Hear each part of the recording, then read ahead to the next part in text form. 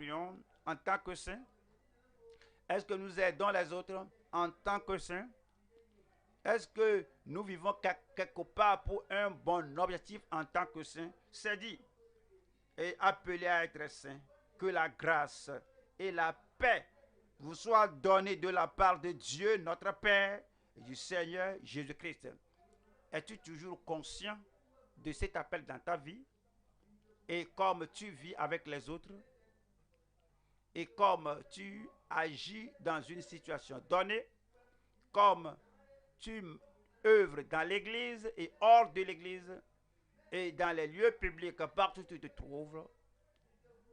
Et comme tu vis avec le sexe opposé, un homme avec une femme, avec un homme, une femme avec un homme, avec les hommes, avec les filles, et dans chaque relation, tout ce que nous faisons, et dans les pensées de notre cœur, nous sommes appelés à être saints et nous en sommes conscients à tout moment. Et Éphésiens chapitre 5, verset 1. Éphésiens 5, verset 1. Devenez donc les imitateurs de Dieu pieux. Devenez donc les imitateurs de Dieu. Vous connaissez les attributs de Dieu. Vous connaissez les caractères de Dieu. Et vous en êtes conscient à tout moment que en tant que citoyen du royaume, que tout ce que vous faites, tout ce que vous exprimez, alors vous devenez donc les imitateurs de Dieu comme des enfants bien-aimés. Verset 2. Et marchez dans la charité et non dans la haine. Et marchez dans la charité et non dans la jalousie. Et marchez dans la charité et non dans l'envie.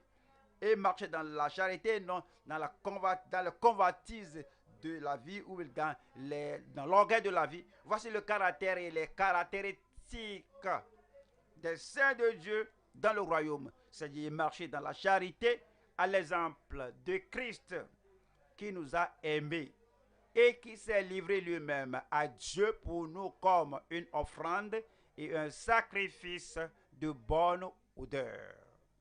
Et le verset 3 dit que l'impudicité, qu'aucune espèce d'impureté et que la cupidité ne soit pas même nommée parmi vous, ainsi qu'il convient à des saints.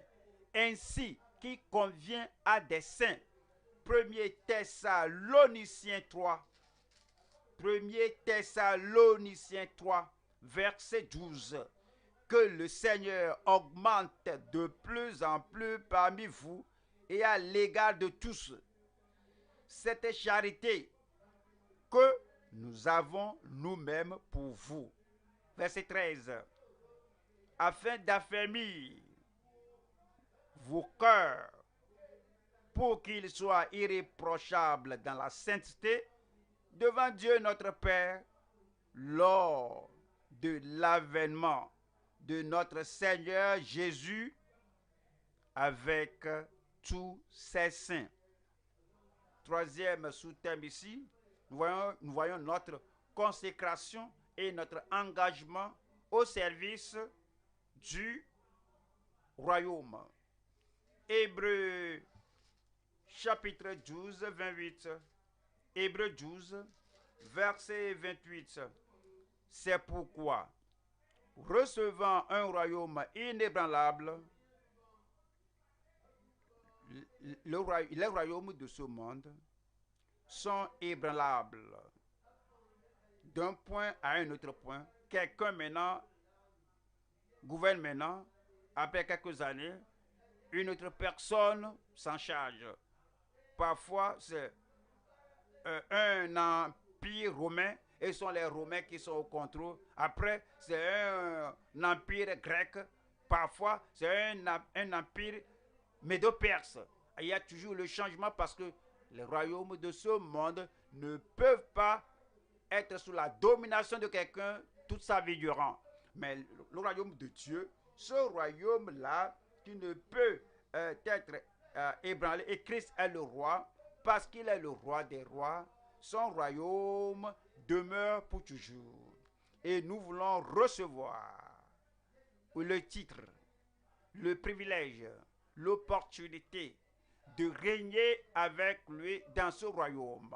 C'est pourquoi, recevant un royaume inébranlable, montrons notre reconnaissance. Montrons notre reconnaissance. Je crois qu'on a déjà la grâce, oui. Nous avons la grâce de Dieu au point du salut. Et cette porte de la grâce nous a été ouverte. Nous avons une grande rédemption au détriment de Christ. Nous avons la grâce, mais c'est la grâce initiale. Maintenant, après que nous sommes entrés dans le royaume, c'est dit que maintenant, que montrons notre reconnaissance en rendant à Dieu un culte. Quelle grâce? C'est la grâce qui est Christ en tant qu'un émancipateur. Il nous a déjà émancipés, libérés. Nous sommes dans le royaume. Le mur de séparation était renversé. Mais nous avons besoin de la grâce. Pas parce qu'on a besoin de la grâce pour entrer maintenant, être sauvé chaque dimanche, être sauvé à chaque croisade. Déjà, nous sommes sauvés.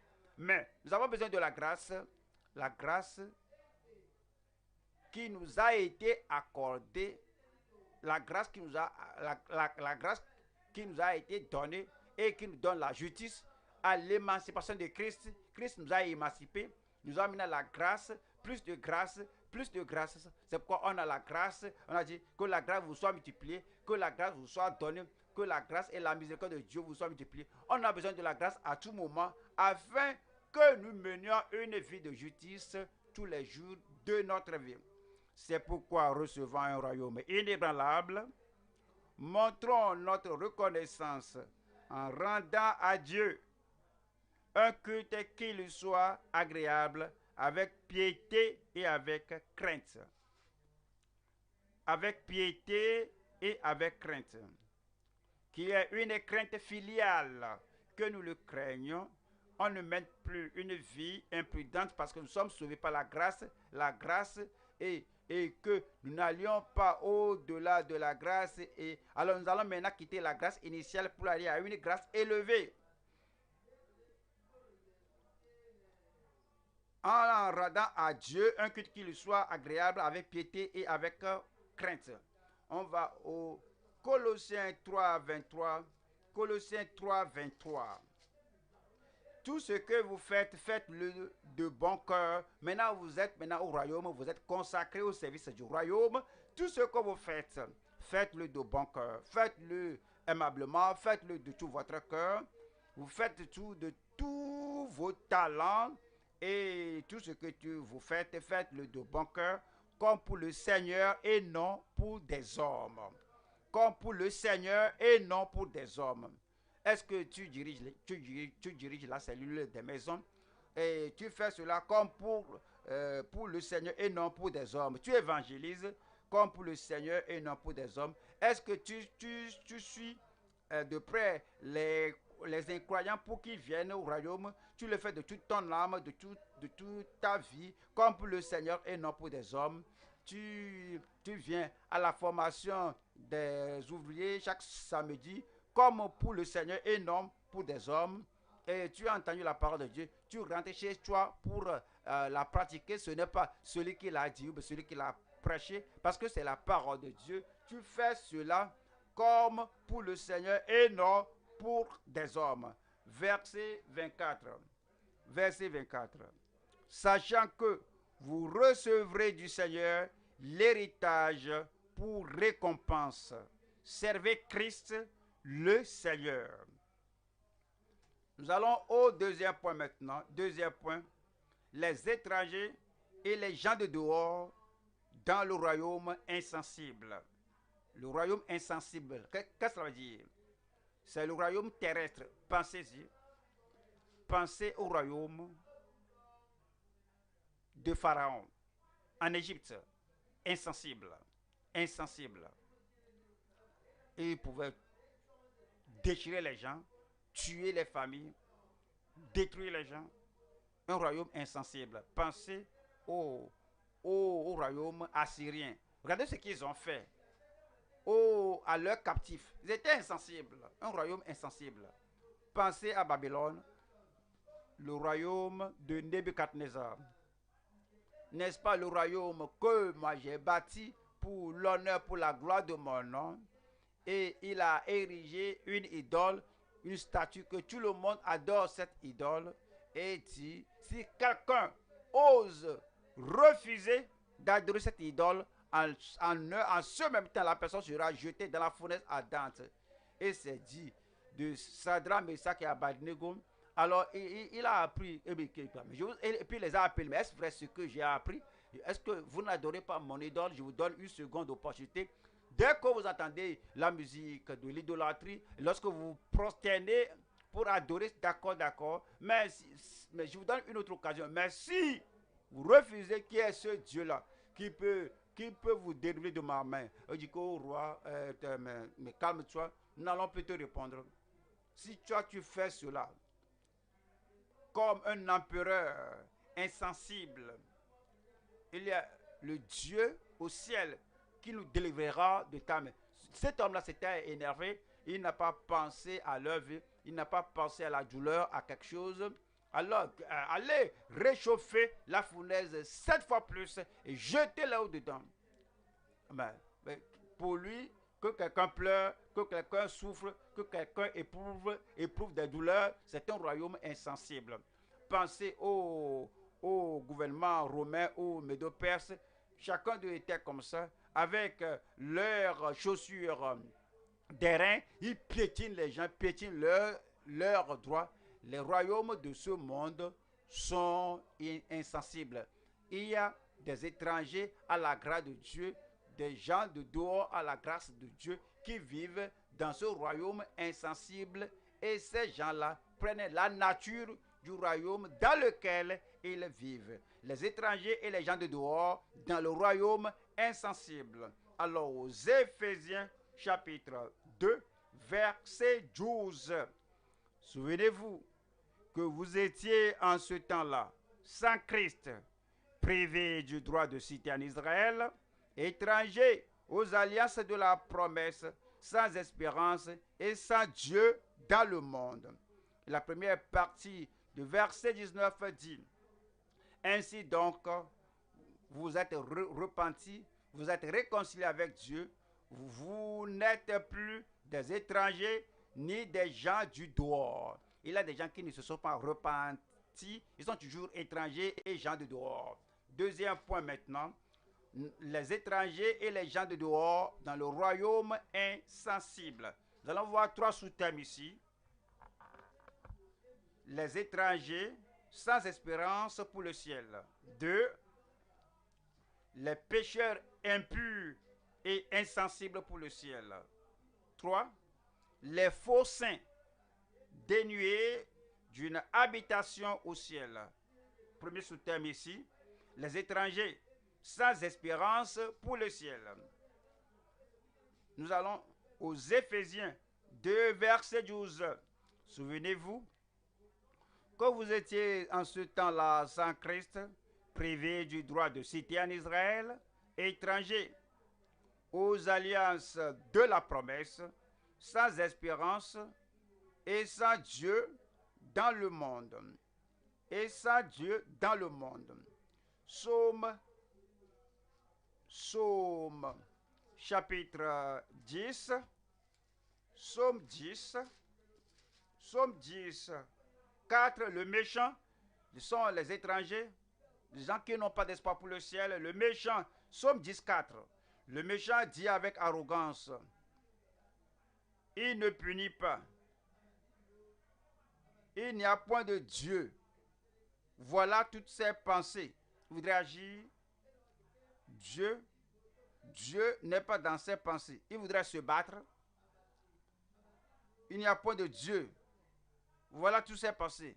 Il voudrait pratiquer des principes personnels. Voici ce que je suis, voici ce que je voudrais faire. Et qu'il se prosterne, qu'il fasse tout. Voici ce que moi je vais faire. Dieu, il n'y a point de Dieu dans ses pensées. Il voudrait exercer des affaires illicites, Dieu n'est pas dans ses pensées. Il voudrait opprimer, il voudrait exercer de mauvais traitements à quelqu'un. Dieu n'est pas dans ses pensées. Examinons-nous maintenant si nous disons que nous sommes nés de nouveau et des choses que nous faisons. Est-ce que Dieu est dans nos pensées? À ces lieux de nos visites, est-ce que Dieu est dans nos pensées? Et les principes que nous adoptons, que ce soit dans l'église ou au boulot, est-ce que Dieu est dans nos pensées? Et au cours du mariage ou avoir un jeune homme ou une jeune fille pour marier notre fils ou notre femme, ou notre fils pour prendre la main d'une jeune fille, est-ce que ces personnes sont nées de nouveau? Est-ce que Dieu est dans nos pensées? Ces personnes-là sont des étrangers au royaume de Dieu. Ils sont étrangers à la bonté de Dieu. Et si nous sommes nés de nouveau, Dieu doit être dans nos pensées. Nous devons dire que tu dois dire que Dieu te conduit dans chaque conversation. Dieu entend tout ce que je dis et Dieu observe tout ce que je fais. Voyons, Ésaïe 57. Ésaïe 57, verset 10. À force de marcher, tu te fatigues et tu ne dis pas, j'y renonce. Tu trouves encore de la vigueur dans ta main. Aussi, n'es-tu pas dans l'abattement? Les autres, d'aucuns souffrent et ils ne sont pas touchés. Certains sont endeuillés, sont chagrinés, ils ne sont pas touchés. Certains ont raté les choses de la vie. Puisque tout va bien pour eux, les autres souffrent. Alors cela ne leur importe pas. Ils ne sont pas touchés par ce qui arrive aux autres. Aussi n'es-tu pas dans l'abattement. Verset 11 dit, verset 11, et qui redoutais-tu? Qui craignais-tu pour être infidèle, pour ne pas te souvenir, te soucier de moi? Vous savez pourquoi les gens mentent?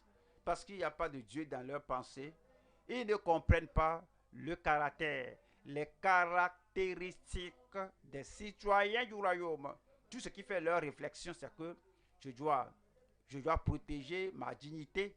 Je ne vais pas dire que j'ai fait cela, la restitution. Non, non, non. Si je dis cela, si je fais une bonne restitution avec toute implication, donc je vais sauver ma personnalité. Ils ont peur de ce que l'homme dira. Alors c'est dit, et qui redoutais-tu, qui craignais-tu pour être infidèle, pour ne pas te souvenir, te soucier de moi? Est-ce que je ne garde pas le silence et depuis longtemps? C'est pourquoi tu ne me crains pas.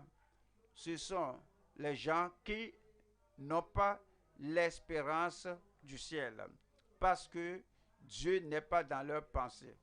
Jérémie 18, verset 12. Jérémie 18, verset 12. Mais ils disent, c'est en vain. Repens-toi, c'est en vain. Réconcilie-toi avec Dieu, c'est en vain pour eux. Christ est mort pour toi, mène la vie de justice, c'est en vain. Alors ils sont très loin, ils sont allés si loin que croyant que la grâce de Dieu ne peut pas transformer leur vie. Pourquoi ne pas venir au Seigneur pour mener une vie transformée? Vous voyez, il dit que regarde-moi, un chien âgé, un vieux chien ne peut plus apprendre de nouveaux trucs. Voici mon habitude. Je ne peux plus apprendre un nouveau style de vie. Que la grâce de Dieu peut le faire. Non, non, non, il n'y a pas d'espérance. Mais ils disent, c'est en vain car nous suivrons nos pensées, nous agirons chacun selon les penchants de notre mauvais cœur. Ce sont les étrangers du royaume, et aux alliances du droit de cité en Israël, aux alliances de Dieu, pas de changement de vie parce qu'il n'y a pas d'espérance. Voyons le deuxième sous-thème ici. On voit les pécheurs impurs et insensibles pour le ciel. Lorsqu'on est sensible pour quelque chose, même si on n'a pas la chose, on poursuit la chose, on prie, on veut posséder, on veut avoir. Mais lorsqu'on est insensible envers la chose, on est religieux, mais on n'a pas le cœur pour le ciel, on n'a pas le cœur pour la piété, alors les pécheurs impurs et insensibles pour le ciel. Cela nous dit aux Éphésiens 4, 18, Éphésiens 4, verset 18, ils ont l'intelligence obscurcie, ils sont étrangers à la vie de Dieu à cause de l'ignorance qui est en eux, à cause de l'endurcissement de leur cœur. Et le verset 19, ayant perdu tout sentiment, ils se sont livrés à la dissolution pour commettre toute espèce d'impureté jointe à la cupidité. Ils ne pensent pas au ciel. Tout ce qu'ils font, c'est que toute leur espérance, c'est dans ce monde. Et ils n'ont pas de cœur. Ils ne sont pas sensibles. Ils n'ont pas le désir pour le ciel. Le présent plaisir de la chair, c'est tout ce qu'ils désirent. Des choses inutiles, un style de vie inutile, parce qu'ils ne pensent pas du futur. Et on va à Jude 2.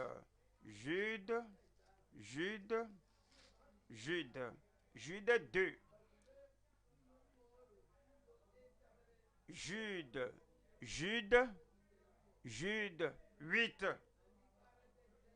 Malgré cela, ces hommes, aussi entraînés par leur rêverie, souillés pareillement leur chair, méprisent l'autorité et injurient les gloires. Ouais, ils n'ont pas d'espérance pour le ciel. Tout ce qu'ils peuvent faire aussi, c'est de dénigrer quelqu'un, de dépecer quelqu'un, de décapiter quelqu'un. Ils pourraient tout faire pour empêcher, pour détruire quelqu'un. Mais quel est leur objectif? Pourquoi ils font cela? Ils n'ont rien au ciel. À cause de cela, alors ils sont des gens qui méprisent l'autorité et injurient les gloires.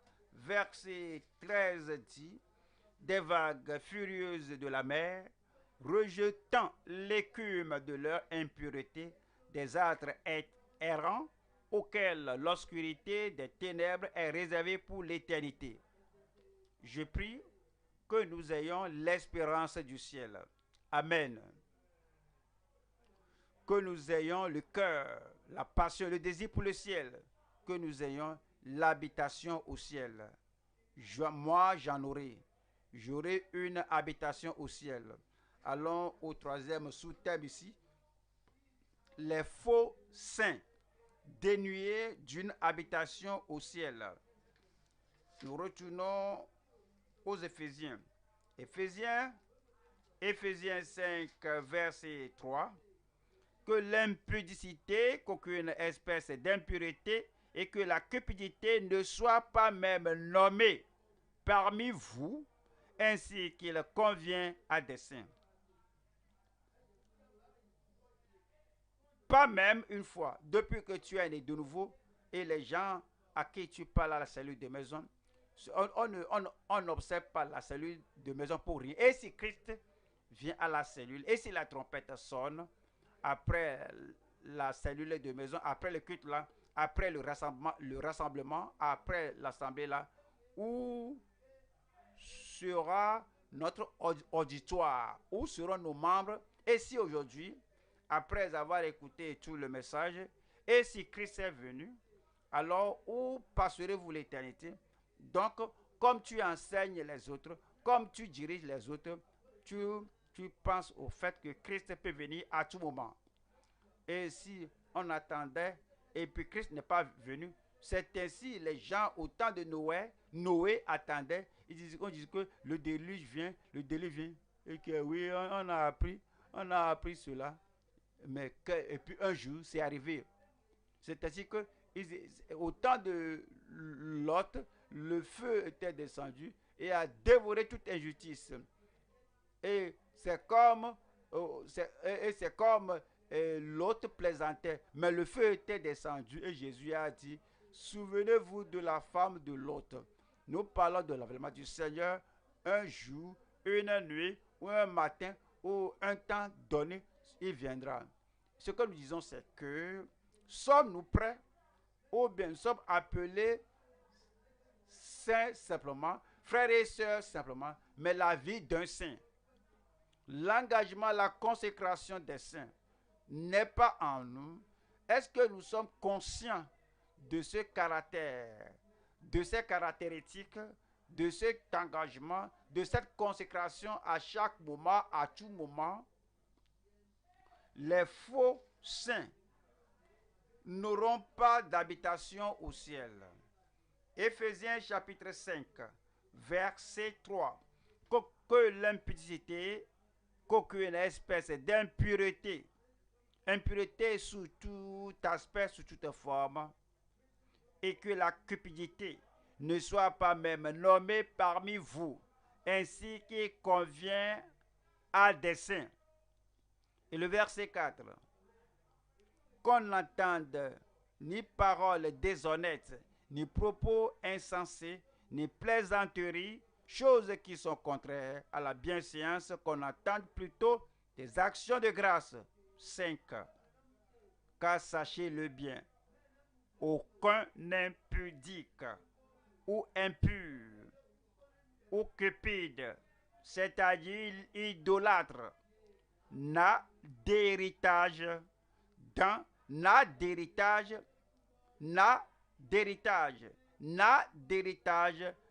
le royaume de Christ et de Dieu.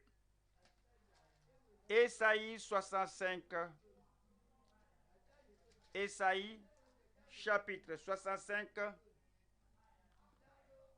verset 5, qui dit, retire-toi, ne m'approche pas, car je suis saint. Sur quelle base? Sur la base de ma religion. Et retire-toi. Et ne m'approche pas, car je suis saint. Sur quelle base? Je suis circoncis. Et toi, tu n'es pas circoncis. Et ces juifs, ces pharisiens. Et reste-toi là-bas, ne t'approche pas de moi, parce que je suis saint. Je suis plus saint que toi. Sur quelle base? En raison de l'habillement. Et reste là-bas, ne t'approche pas de moi, parce que je suis saint. Parce que moi, je ne porte pas ceci, toi, tu le portes. Et retire-toi. Sur quelle base? Sur la base que notre église est la meilleure dans toute la nation. Et moi, je suis membre de la dénomination là. Est-ce que tu as le salut? Est-ce que tu as la nouvelle naissance? Est-ce que tu as la sanctification?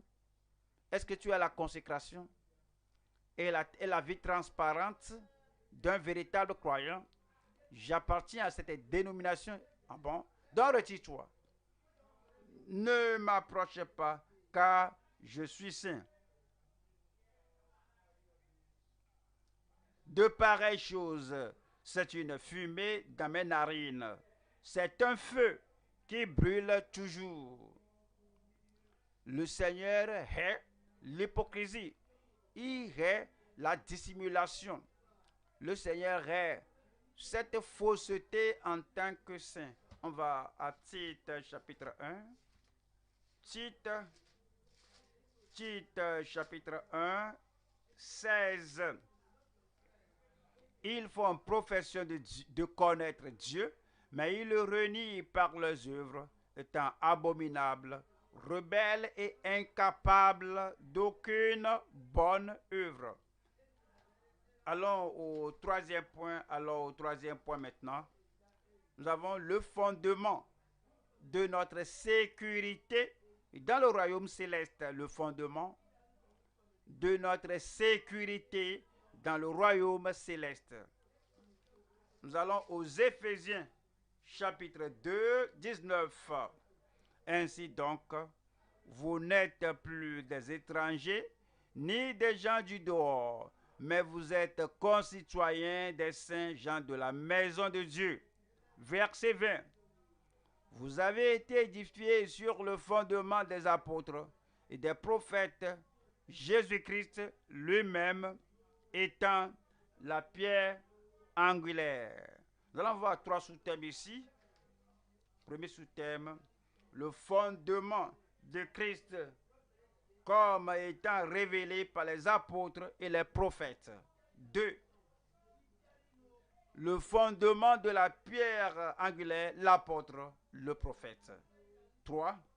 Le fondement de l'engagement et de l'attachement à la pureté. Voyons la première partie ici. Le fondement de Christ comme étant révélé par les apôtres et les prophètes. Et Éphésiens chapitre 2, verset 20. Vous avez été édifiés sur le fondement, un seul fondement, le fondement des apôtres et des prophètes.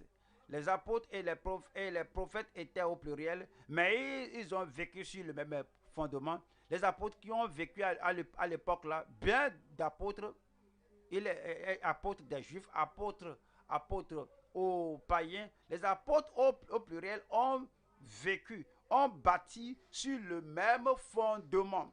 Et il dit que vous avez été édifiés sur le fondement des apôtres et des prophètes, Jésus-Christ lui-même étant la pierre angulaire. Voilà le verset 21.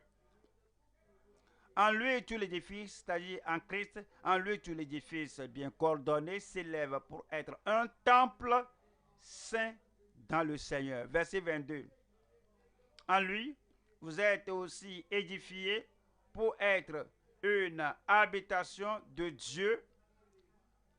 Et dire, je viendrai en eux, j'agirai en eux, je vivrai en eux. En lui, vous êtes aussi édifiés pour être une habitation de Dieu en esprit.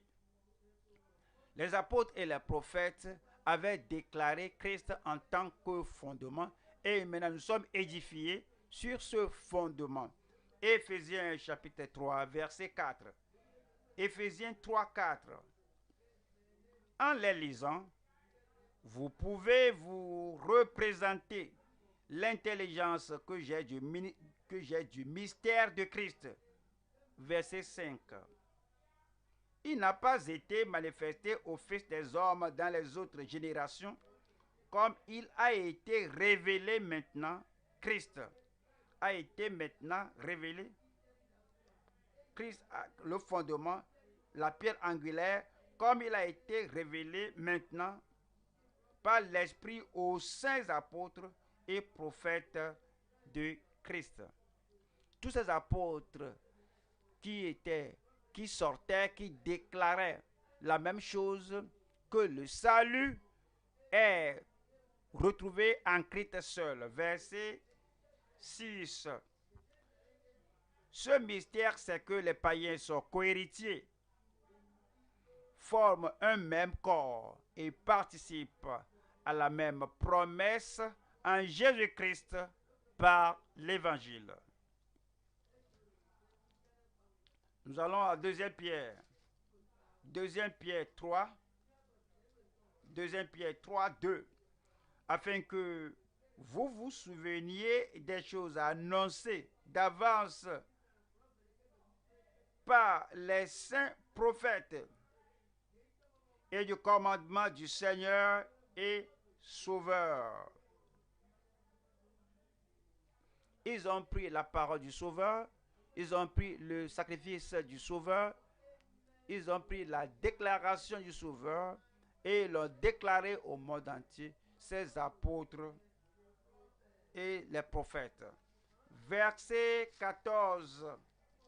C'est pourquoi, bien-aimés, en attendant ces choses, appliquez-vous à être trouvés par lui, sans tâche et irrépréhensible dans la paix. C'est ce que les prophètes et les apôtres ont dit, que irrépréhensible.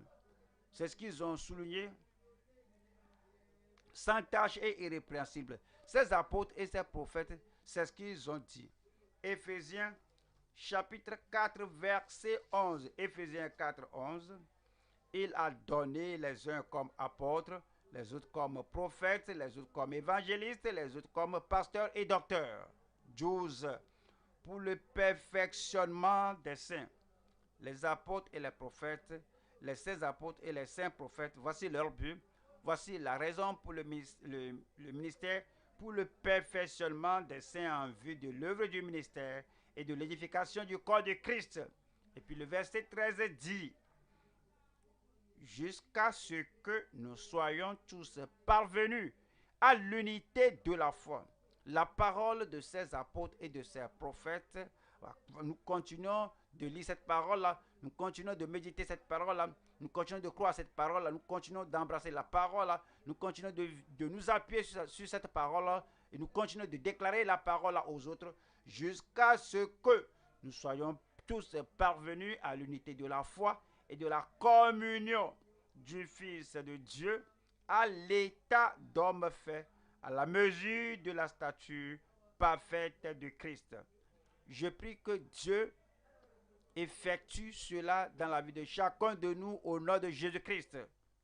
Nous allons à la deuxième partie ici. Le fondement de la pierre angulaire, l'apôtre. Cette pierre angulaire, l'apôtre. Cette pierre angulaire, le prophète. La pierre angulaire, Christ, l'apôtre. L'envoyé, parce que chaque fois il dit, mon Père m'a envoyé. C'est-à-dire être un apôtre. Et puis le prophète. Alors un prophète comme Moïse, je vous le donne, je leur donne cela. Et je mettrai ma parole dans sa bouche. La pierre angulaire est le grand apôtre. La pierre angulaire est le souverain sacrificateur. La pierre angulaire est le grand prophète. Éphésiens chapitre 2, verset 20. Vous avez été bâtis sur le fondement des apôtres et des prophètes. Jésus-Christ lui-même étant la pierre angulaire. Premier Pierre 2, la pierre angulaire. 1 Pierre 2, 6.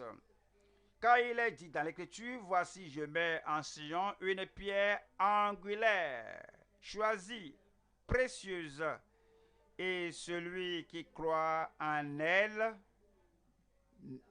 celui qui croit en cette pierre angulaire ne sera point confus. Hébreux chapitre 3, 1, Hébreux 3, 1, Hébreux 3, 1. C'est pourquoi, frères saints, qui n'avaient pas à la vocation céleste, considérez l'apôtre et le souverain sacrificateur de la foi que nous professons. Considérez Christ, la pierre angulaire, l'apôtre et le souverain sacrificateur qui est Jésus-Christ. Verset 2. Jésus qui a été fidèle à celui qui l'a établi comme le fut Moïse dans toute sa maison. Et puis il nous dit la condition de notre appartenance à lui. Verset 6. Mais Christ l'est comme fils sur sa maison, et sa maison, c'est nous. Pourvu que nous retenions jusqu'à la fin la ferme confiance et l'espérance dont nous nous glorifions. Sauvés, gardés, fermes dans le Seigneur, avancés dans le Seigneur, nous gardons, nous restons fermes, nous retenons fermes. Est-ce que tu retiens ferme aujourd'hui comme tu l'as fait? Est-ce que tu retiens fermement aujourd'hui comme tu l'as fait 20 ans passés? Est-ce que tu retiens fermement aujourd'hui? La parole de Dieu a-t-elle plus d'effet dans ta vie aujourd'hui comme au moment où tu as donné ta vie au Seigneur? Est-ce que tu gardes ta conviction comme à tes premiers jours lorsque tu étais persécuté et tu demeurais ferme. Maintenant, on devient et on reste comme participants du royaume lorsque nous retenions jusqu'à la ferme confiance et l'espérance dont nous nous glorifions. Verset 14. Car nous sommes devenus participants de Christ, pourvu que nous retenions fermement jusqu'à la fin l'assurance que nous avions au commencement. Je prie que nous restions fermes jusqu'à la fin au nom de Jésus. Acte 3, Acte chapitre 3, 22.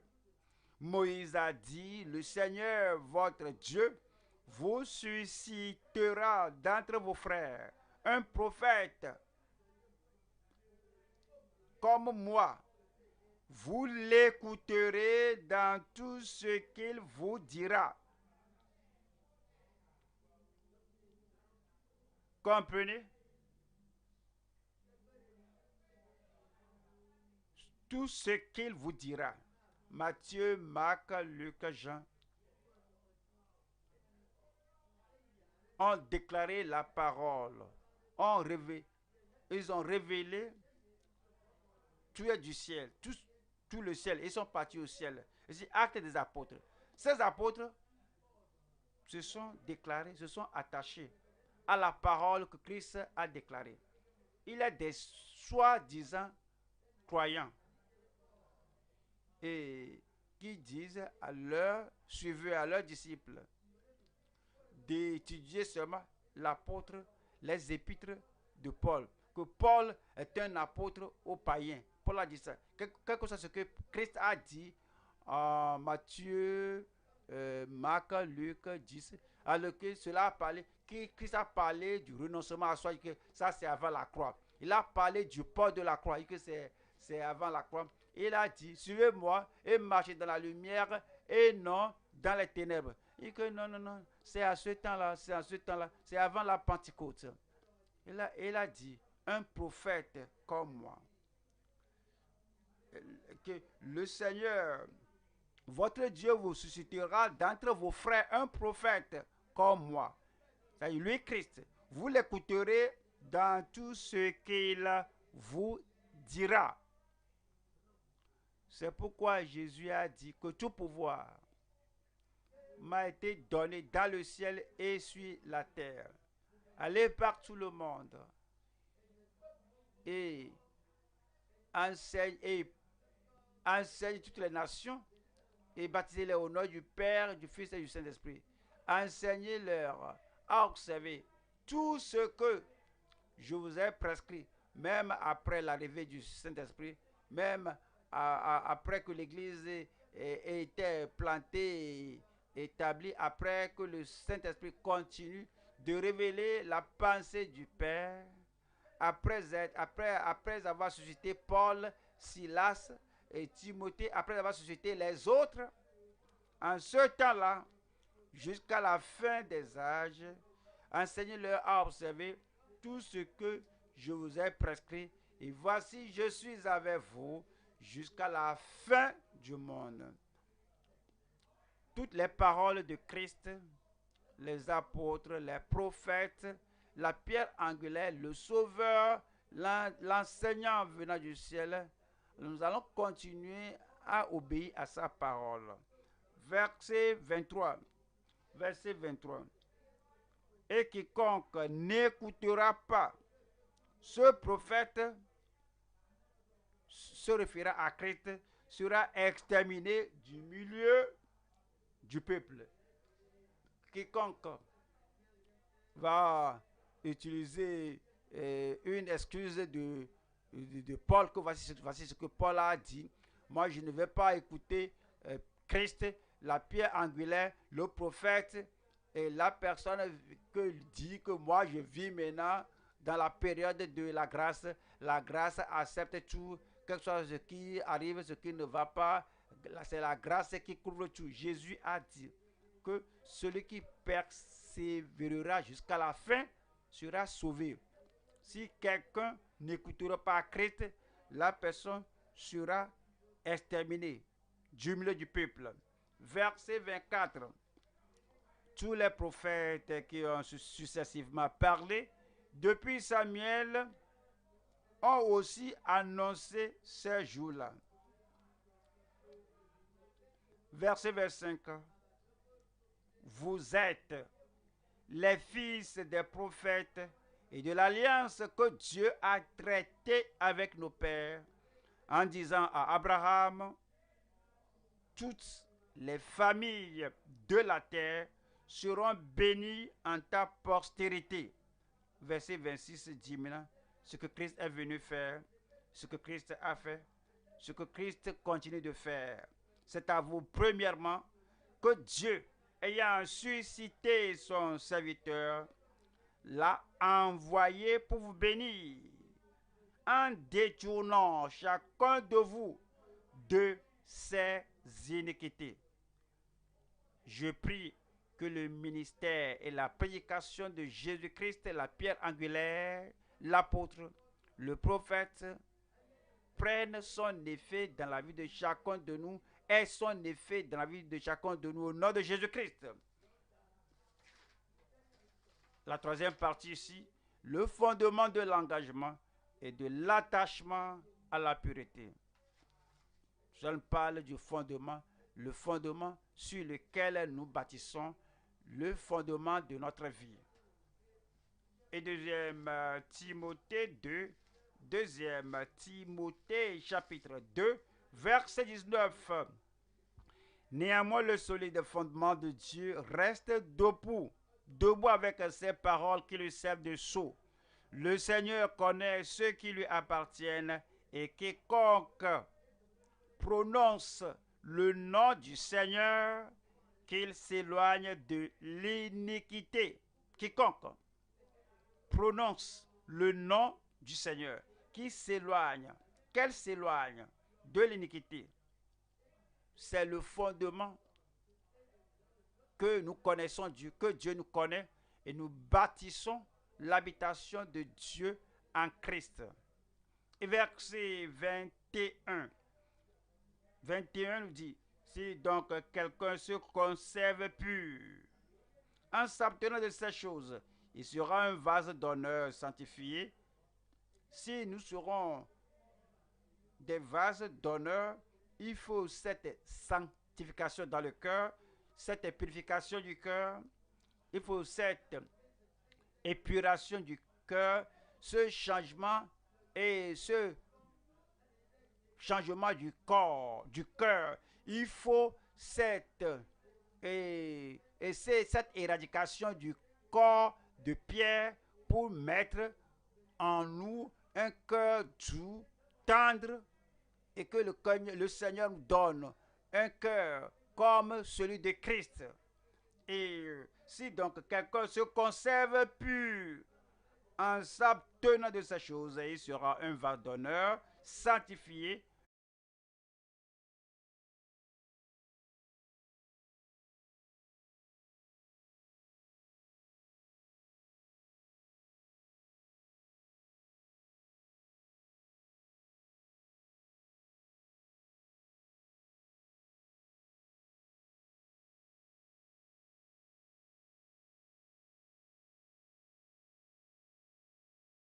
cœur sanctifié, d'un cœur saint, d'un cœur transparent. Les gens qui invoquent Dieu, leur vie et leurs expériences sont fondées sur la pierre angulaire, sur le fondement, sont bâtis sur le fondement des apôtres et des prophètes de notre foi, nos précurseurs. Psaume 24, verset 3, qui pourra monter à la montagne de l'Éternel, qui s'élèvera jusqu'à son sein, son lieu saint. 4. Celui qui a les mains innocentes et le cœur pur. Celui qui a les mains innocentes. Le voleur n'a pas les mains innocentes. Celui-là qui vole les choses au bureau, qui prend les choses de son service sans le consentement de son directeur ou du chef là-bas, il n'a pas les mains innocentes. Celui qui vole ici, il prend ceci et cela, il n'a pas les mains innocentes. Celui qui vole de l'argent, que ce soit à l'église ou hors de l'église, il n'a pas les mains innocentes. S'il meurt dans cet état, sa vie n'est pas sur le fondement, il n'a pas d'espérance, il n'ira pas au ciel, il n'a pas d'habitation au ciel. Celui qui ira au ciel, c'est un saint sérieux, sincère, dont les mains sont innocentes et le cœur, il a les mains innocentes et le cœur pur. Le cœur est pur, le cœur est purifié, le cœur est préparé pour le ciel. Il est conscient de cela à tout moment et il n'est pas un adorateur séculier, nominal, qui vient à l'église et qui dit je suis membre et il n'a pas fait l'expérience d'un cœur pur. Alors, qui pourra monter à la montagne de Dieu? Il dit que c'est celui qui a les mains innocentes et le cœur pur. Celui qui ne livre pas son âme au mensonge et qui ne jure pas pour tromper. Matthieu 5. Matthieu chapitre 5, verset 8. Matthieu 5, 8.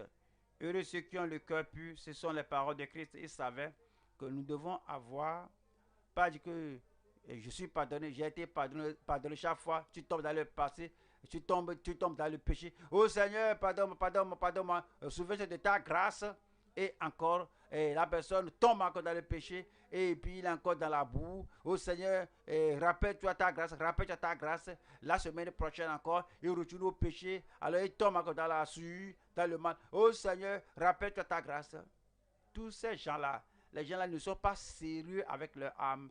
Les gens qui iront au ciel, les gens qui seront récompensés en ce dernier jour-là. C'est dit, heureux ceux qui ont le cœur pur, car ils verront Dieu. Je prie que vous voyiez le Seigneur. Je verrai Dieu. Moi, je verrai Dieu. Donc, vous êtes là. Et lorsque la parole de Dieu se présente, tu es sérieux avec la parole, tu reçois la parole, tu acceptes la parole, tu sais que ça, c'est la parole de Dieu.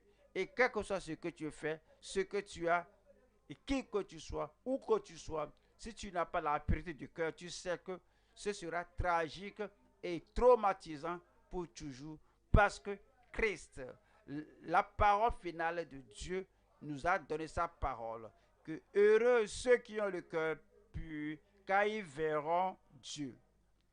Tite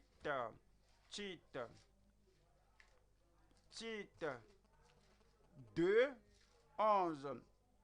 La grâce de Dieu source de salut pour tout le monde. La grâce de Dieu n'amène pas la souillure. La grâce de Dieu ne nous amène pas à pécher et puis à être cupide. Tite 2, 11. Car la grâce de Dieu, source de salut pour tous les hommes, a été manifestée. Verset 12. Elle nous enseigne à renoncer à l'impiété et aux convoitises mondaines et à vivre dans le siècle présent selon la sagesse, la justice et la piété. Verset 13. En attendant la bienheureuse espérance et la manifestation de la gloire du grand Dieu et de notre Sauveur Jésus-Christ. Verset 14. Qui s'est donné lui-même pour nous. Il s'est donné lui-même pour toi.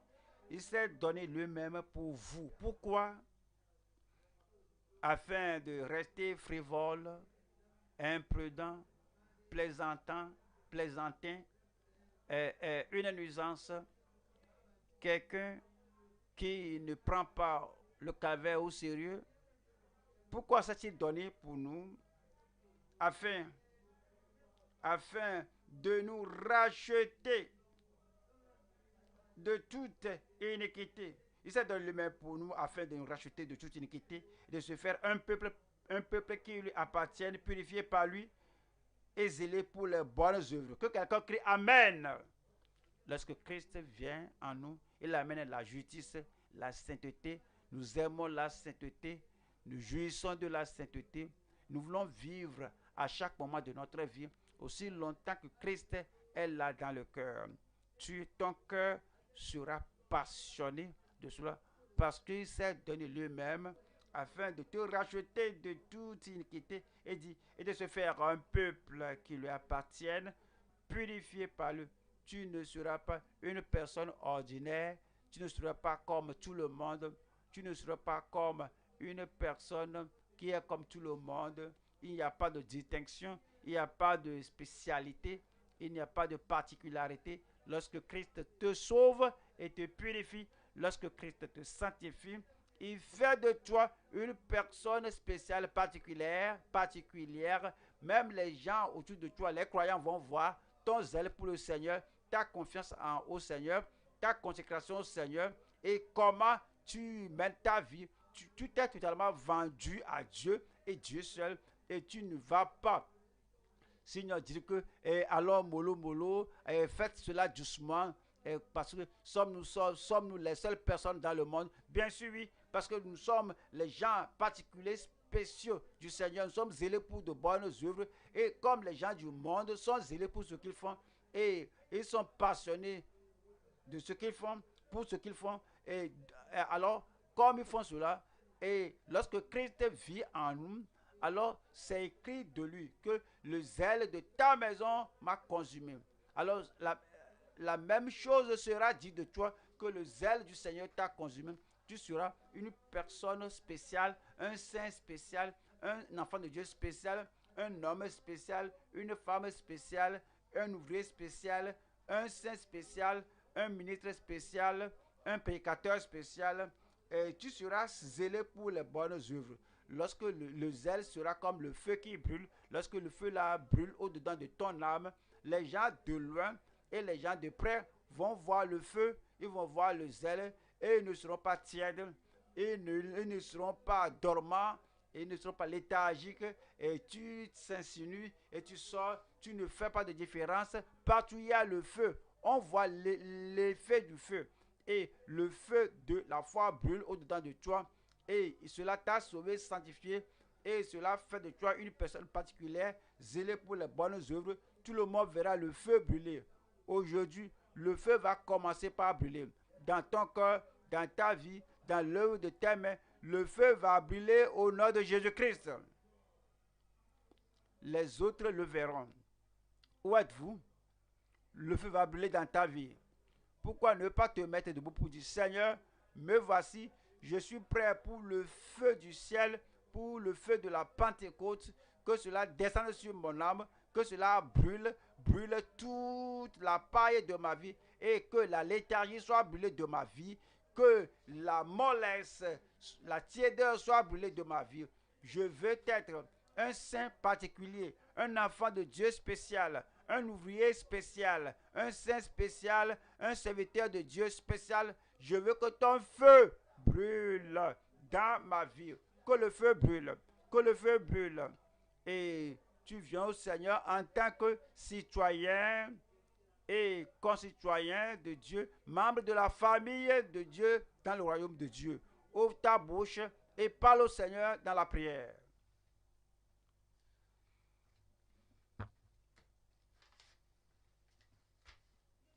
Parle au Seigneur en prière. Dieu connaît notre cœur. Dieu sait si on prie au sérieux, il sait. Il sait si on est superficiel. Il sait si on se dépêche de trop. Si nous sommes une nuisance dans la maison de Dieu. Dieu nous connaît. Si on s'est totalement consacré à lui. Dieu sait si on prend le calvaire au sérieux. Si on prend le sacrifice de Christ au sérieux, il sait ça. Il sait si c'est quelque chose en nous que Christ est mort à la croix de Calvaire. Dieu le sait. Dis-lui, Seigneur, je veux avancer plus haut. Je veux mener une vie brillante du royaume. Je ne veux pas être un simple croyant, un croyant simple. Je ne veux pas être un simple serviteur de Dieu. Je ne veux pas être un étranger à la grâce de Dieu, un étranger à la piété. Je ne veux pas être un Jean, une personne de dehors, étranger, un étranger au droit de cité en Israël. Je veux avoir la connaissance réelle, la connaissance expérientielle de Christ qui est mort pour moi, de Christ qui a lavé mes péchés par le sang du sacrifice. Je veux avoir une connaissance courante de la présence de Dieu dans ma vie.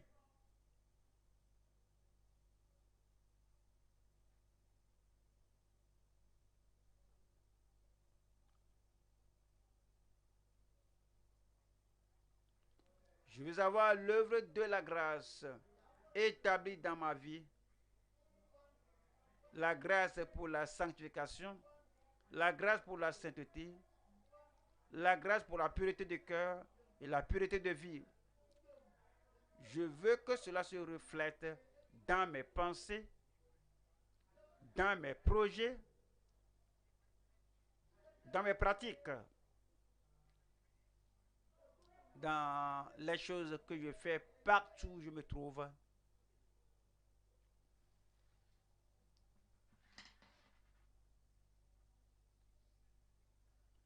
La sincérité de l'espérance, la certitude de l'espérance.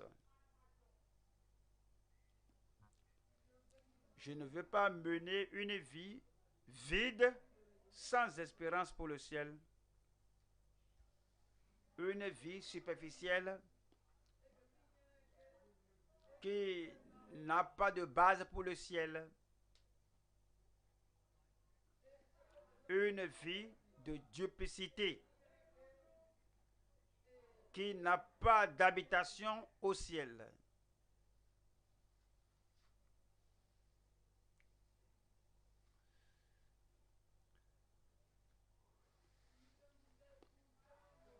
Je ne veux pas que ma profession de la foi chrétienne soit une simple expression extérieure. Je veux que la grâce influence ma vie intérieure. Je veux la grâce de Dieu de se montrer dans la conversion, dans la transformation de ma vie intérieure, dépendant du Seigneur seul, totalement soumis à Dieu sans réserve.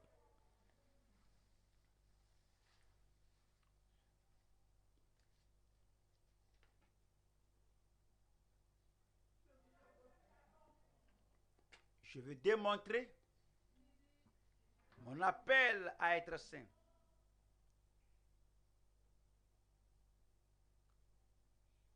Je veux montrer le caractère, les caractéristiques des saints, des citoyens du royaume.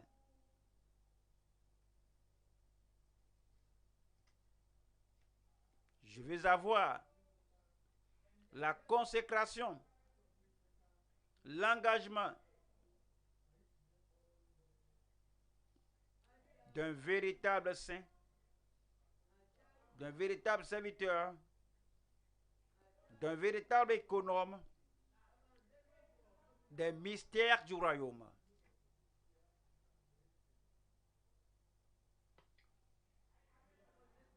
Focalisé, affermi, mon cœur est ferme, ô Dieu, mon cœur est ferme. Je veux être conscient de ce mur épais de séparation renversé entre moi et le Seigneur. J'accepte la réconciliation.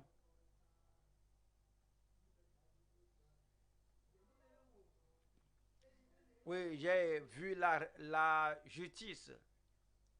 J'ai senti la rédemption. Et la vie qui suit le Seigneur sans séparation entre moi et le Dieu Tout-Puissant.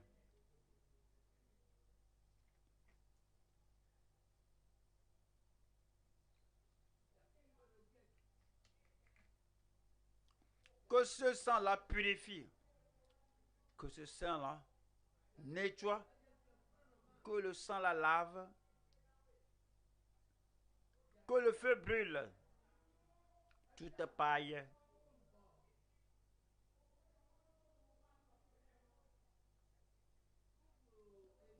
toute habitude inutile,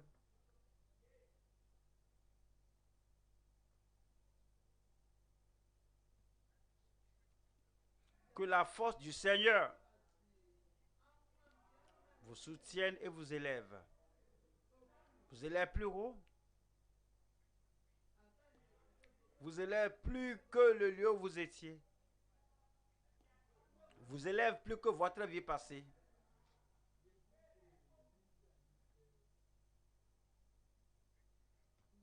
Et, et toute forme d'hypocrisie, faisant, faisant dire aux autres que je suis saint, tout cet orgueil-là,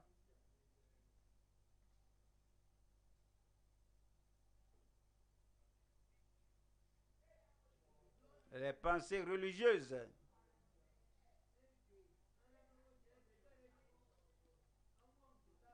qui font que quelqu'un dit des choses mauvaises à Dieu, abandonnons ces choses-là et faisons des expériences chrétiennes courantes de la sanctification, de la pureté reconnue par le ciel. Retournons à la fondation. La fondation révélée par les apôtres et les prophètes. Tout ce que Christ leur a donné, tout ce que Christ a prêché, tout ce que Christ a souligné et il nous l'a donné. Retournons à ce fondement.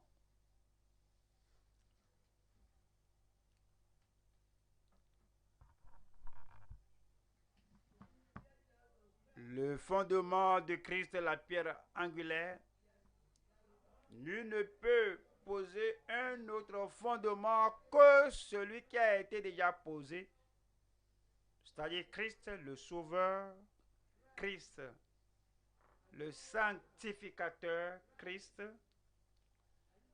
celui qui baptise dans le Saint-Esprit, Christ, le guérisseur, le médecin, Christ, le roi qui vient.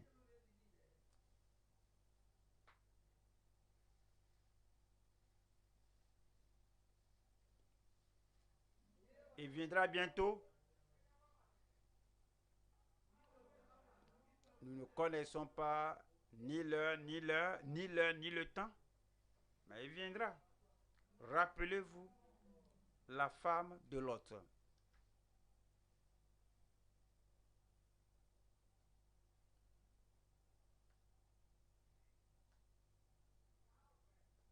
Vivez pour lui.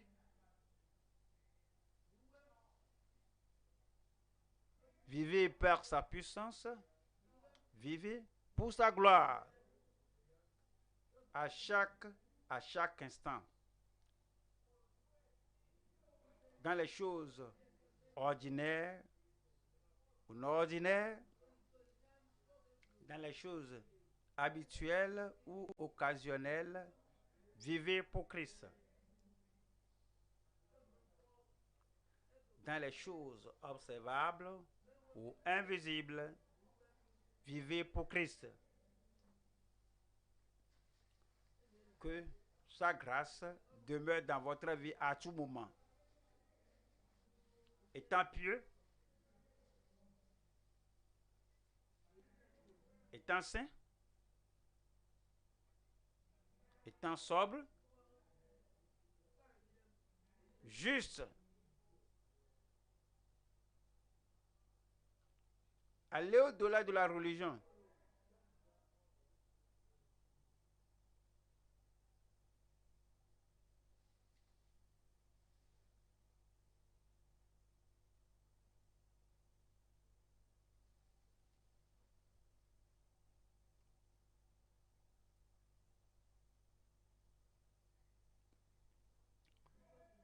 Vis pour le Seigneur de tout ton cœur, de toute ton âme, de toute ta pensée, sans réserve.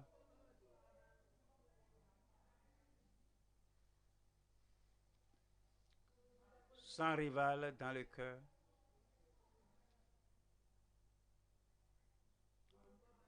Sans réticence. Vivez pour le Seigneur.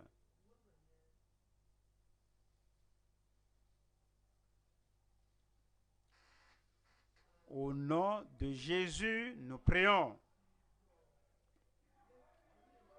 Et que le peuple de Dieu dise, Père, nous te remercions pour ta révélation à notre cœur. Seigneur Jésus, nous te remercions. Nous t'apprécions, nous sommes reconnaissants pour le sacrifice que tu as fait à la croix du Calvaire, toutes les douleurs que tu as éprouvées, la souffrance que tu as éprouvée, afin de nous amener à Dieu, de nous réconcilier avec Dieu, afin de renverser le mur de séparation. Maintenant, nous pouvons avoir libre cours au Père Céleste. Merci Seigneur de nous recevoir, merci de nous purifier, merci de nous amener à ton royaume. Nous prions Seigneur que la grâce pour montrer cette gratitude à toi à tout moment pour tout ce que tu as fait dans notre vie. Nous amenons au royaume, nous établissons dans le royaume. Donne la grâce pour manifester cette gratitude au nom de Jésus-Christ. Nous prions. Comme nous vivons, quand nous parcourons la vie, on voit des étrangers, des gens du dehors au royaume, des gens qui n'ont pas d'espérance, des gens qui sont insensibles, des gens qui n'ont pas d'habitation au ciel. Nous prions que tu nous pousses avec compassion, avec miséricorde vers ces gens-là, pour les amener au royaume de Dieu au nom de Jésus-Christ.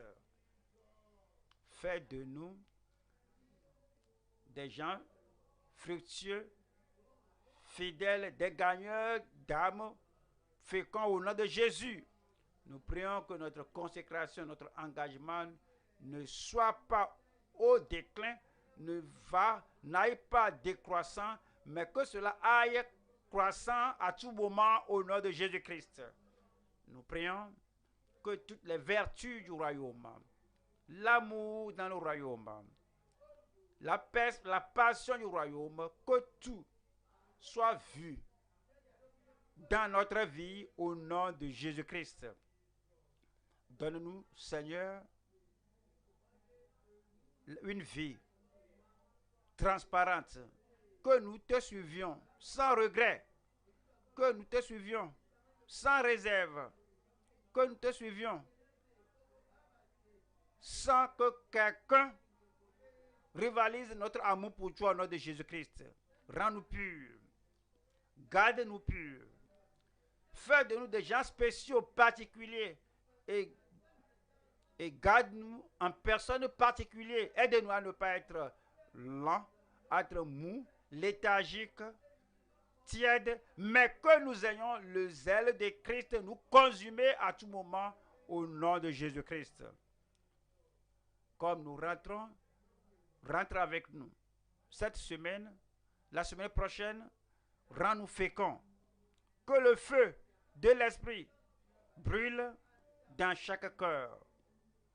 Et que ton œuvre prospère dans nos mains au nom de Jésus-Christ. Nous n'allons pas regarder en arrière. Nous ne serons pas comme ce que nous étions. Toujours en avant, toujours en haut, pour tout le monde. Au nom de Jésus-Christ. Que la gloire de Dieu aille avec vous. Que la bénédiction du Seigneur vous accompagne. À gauche, à droite, en avant, partout. Que la puissance de Dieu soit confirmée dans votre vie. Et cet évangile portera de fruits en vous, portera de fruits dans votre famille, portera de fruits dans notre église locale. Et dans votre cellule de maison, il y aura la vie au nom de Jésus-Christ. Merci Seigneur pour tes bénédictions, la confirmation dans chaque vie. Au nom de Jésus, nous prions.